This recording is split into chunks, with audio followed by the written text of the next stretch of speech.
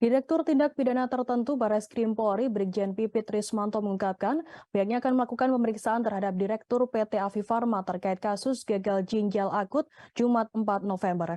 Perusahaan farmasi itu diduga memproduksi obat sirup yang mengandung etilen glikol atau EG dan dietilen glikol atau DEG melebihi ambang batas.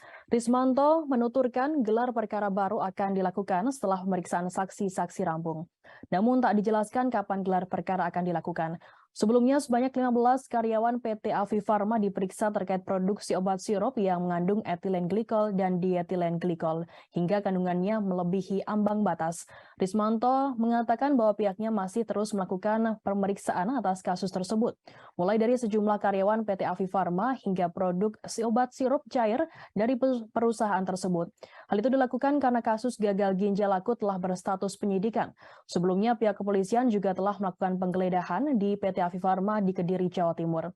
Kabag Penum Divisi Humas Polri Kombes Nurul Azizah mengatakan penggeledahan terkait kasus gagal ginjal akut ini dilakukan pada Rabu 2 November. Nurul menyebutkan tim gabungan mengambil dan menyita bahan baku obat yang mengandung zat etilen glikol serta dietilen glikol. Direktur Tindak Pidana Tertentu Barreskrim Polri Brigjen Pipit Rismanto mengatakan pihaknya membawa sekitar 10 drum sampel guna dilakukan pengujian. Dari 10 drum tersebut dilakukan uji lab untuk mengetahui mana yang tercemar EG dan juga DEG.